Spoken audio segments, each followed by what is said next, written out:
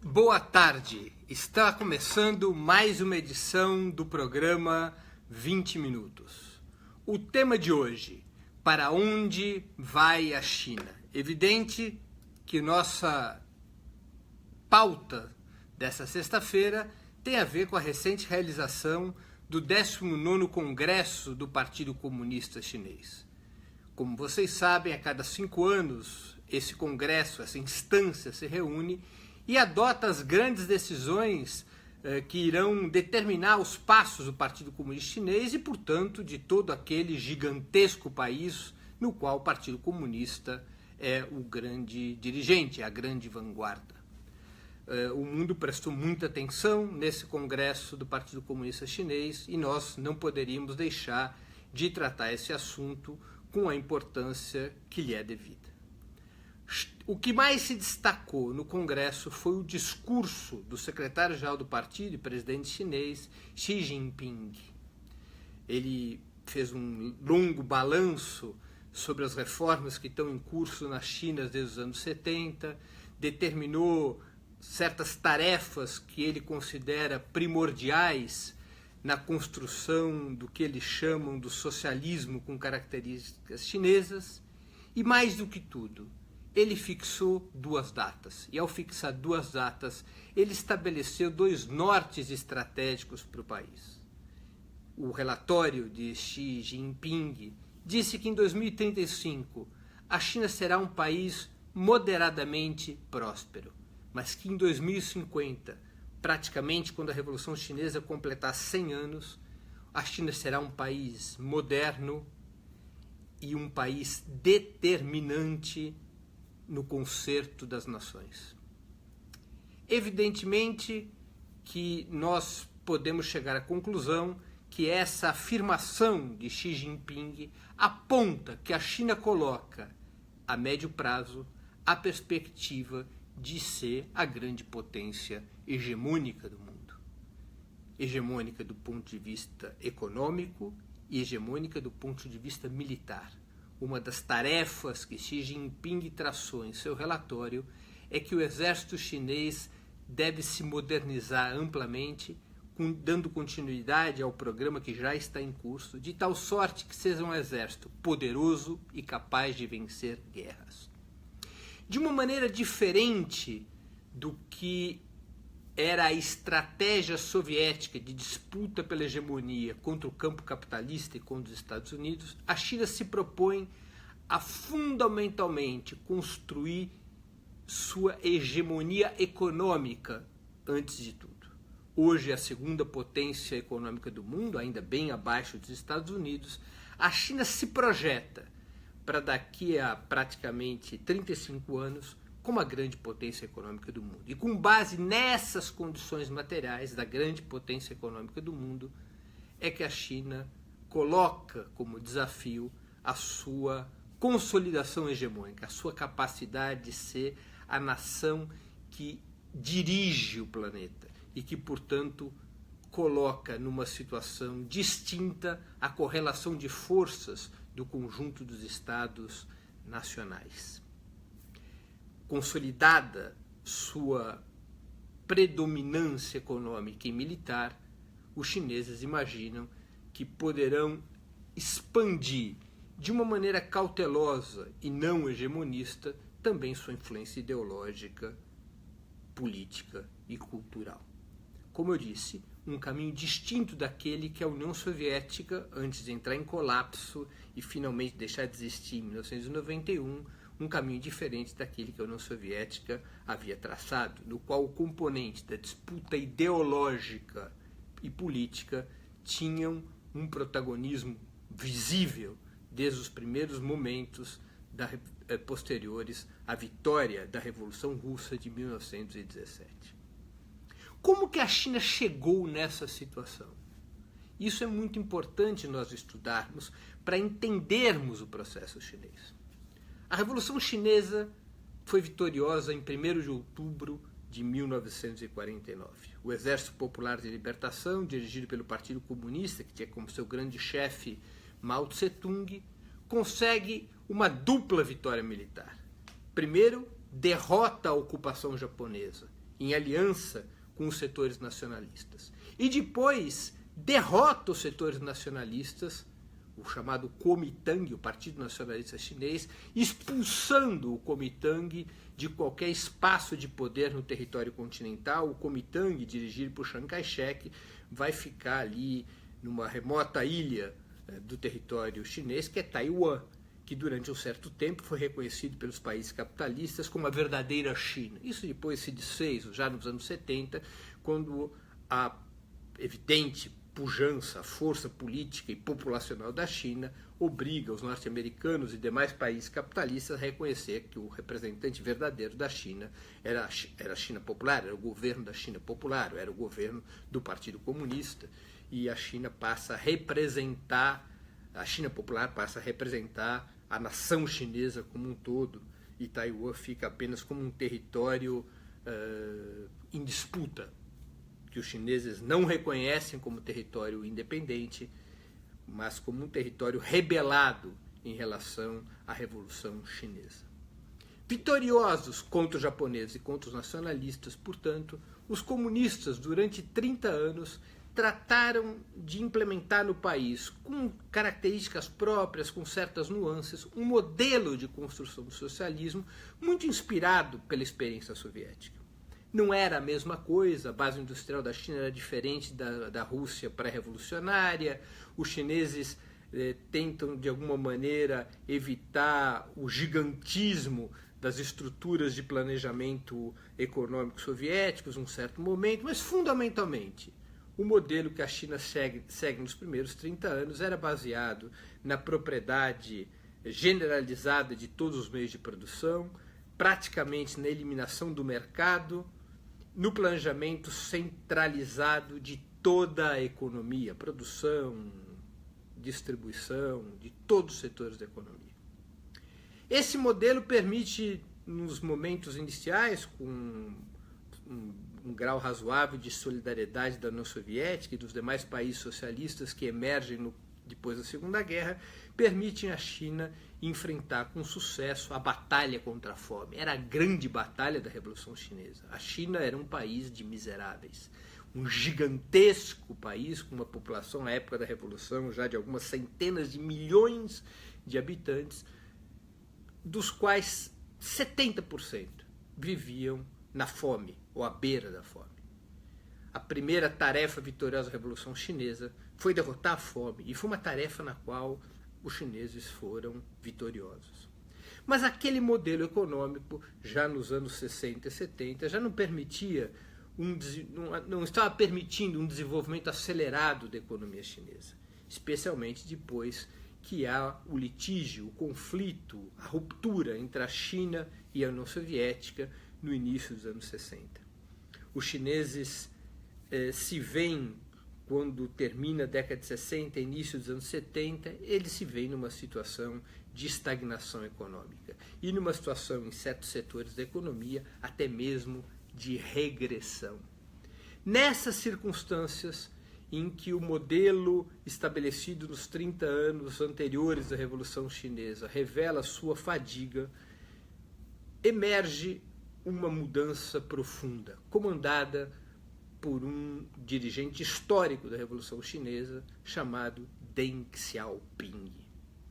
Deng Xiaoping elabora as grandes reformas da China nos anos 70, que são reformas que há 40 anos estão sendo implementadas. Do que se tratam essas reformas?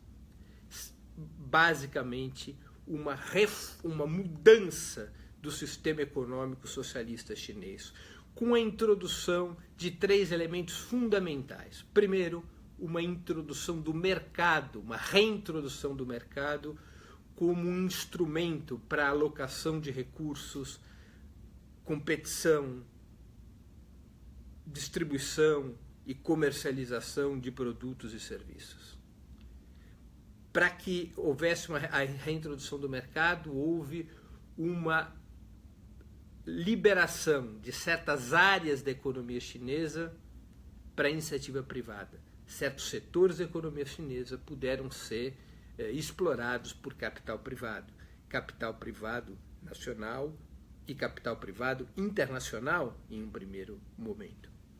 A terceira mudança, abrir a economia chinesa para uma atração em peso dos capitais mundiais, de tal sorte que a China, além desses capitais, também pudesse receber tecnologia e experiência de gestão.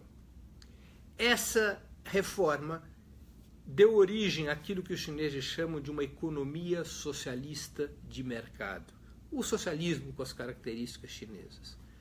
Uma economia na qual o Estado tem um papel central, no qual os grandes setores da economia, em especial o financeiro, têm um controle estatal, mas em outros setores estratégicos da economia, o Estado se abriu para a associação com o capital internacional e em outros setores ainda foram liberados para que o capital internacional e o capital nacional que foi sendo criado tivessem espaço franqueado de atuação.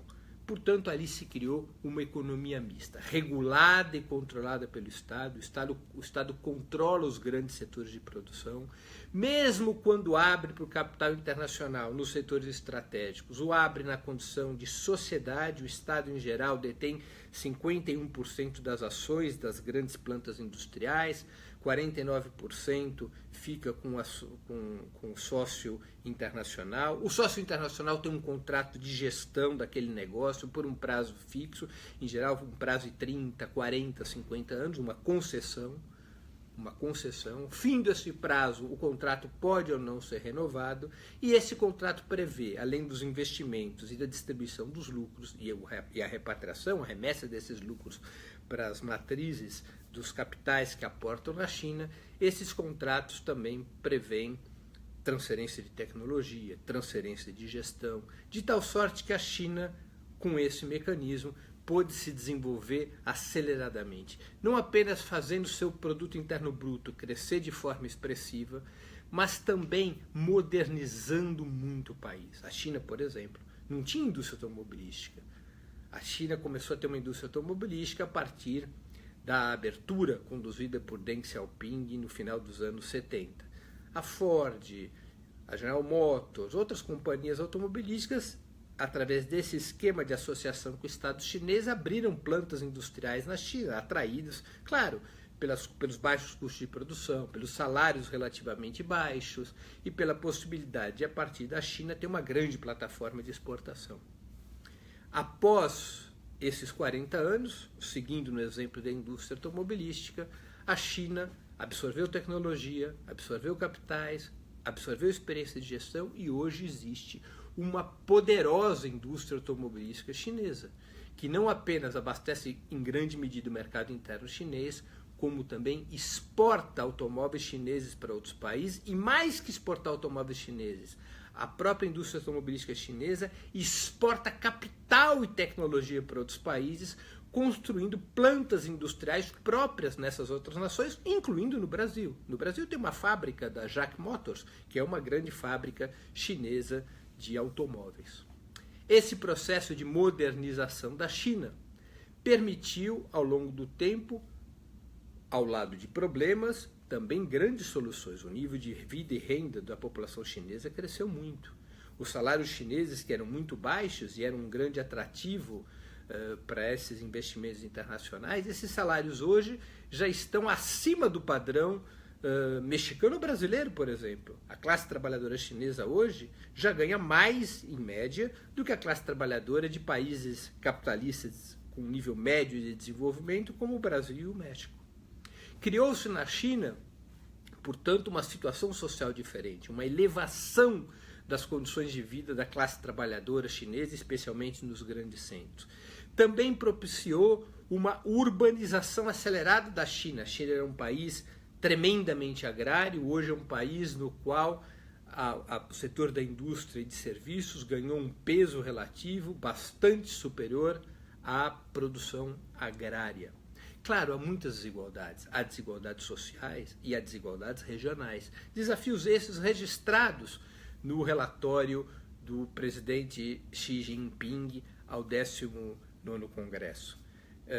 Essas desigualdades são provocadas pelo fato de que os chineses passaram a ter liberdade de empreendimento, liberdade de acumular capital privado, e evidentemente que esses setores chineses que trabalharam como gestores nas grandes empresas associadas ao capital internacional, que construíram seus próprios investimentos, seus próprios empreendimentos, esses chineses, que são uma minoria do país, evidentemente, passaram a ter um nível de vida destacadamente superior aos demais chineses. Há, portanto, uma polarização da riqueza na China. A China era um país, antes das reformas de Deng Xiaoping, muito igualitário e, evidentemente, que houve um aumento da desigualdade de renda e riqueza, com o surgimento de uma burguesia chinesa, de um setor dos chineses, de uma fração social de chineses, que é dona dos meios de produção, das fábricas, das redes comerciais e outros tipos de negócios, enquanto uma massa de trabalhadores chineses, embora tenham tido sua renda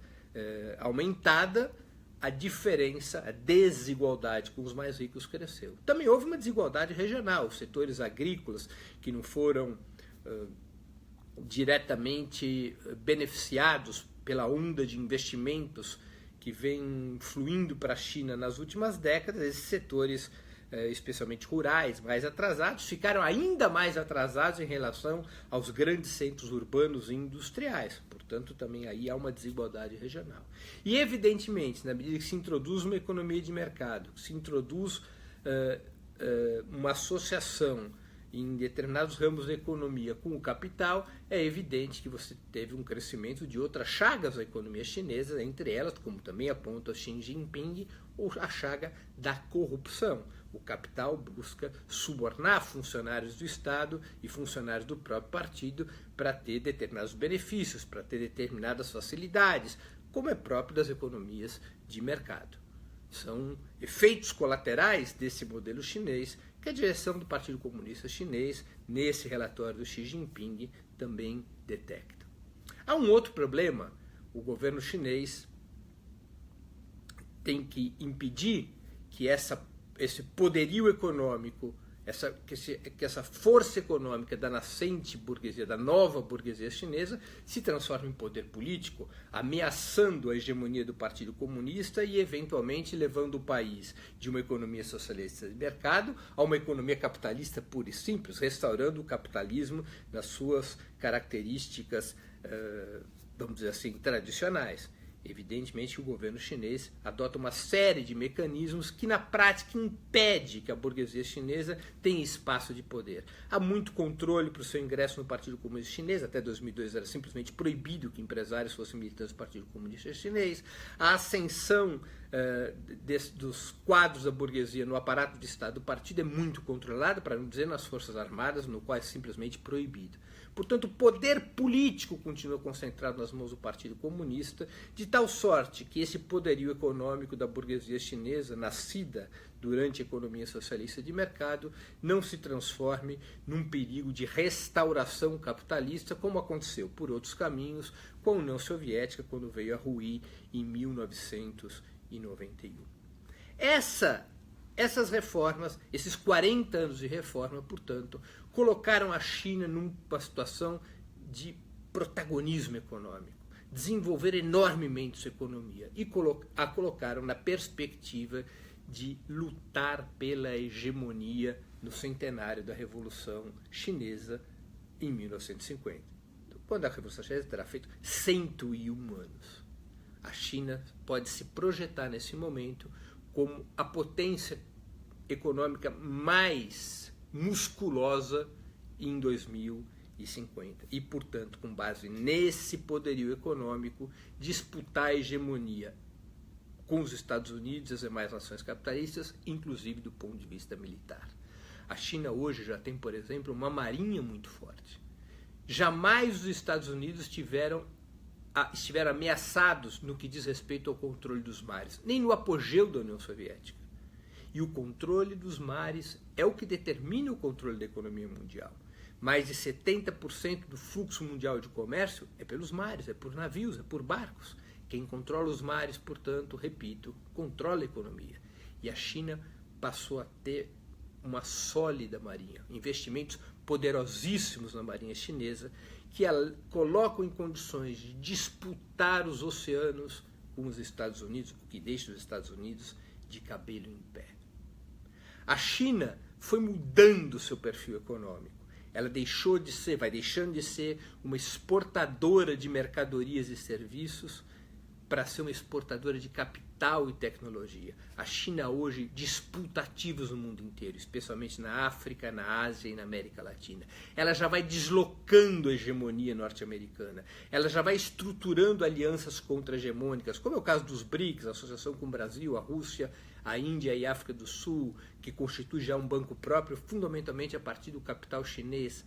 A China coloca uma perspectiva hegemônica para 2050, mas na prática ela já desloca aceleradamente a hegemonia americana, em particular nesses 3 continentes que eu citei, na Ásia, na África e na América Latina.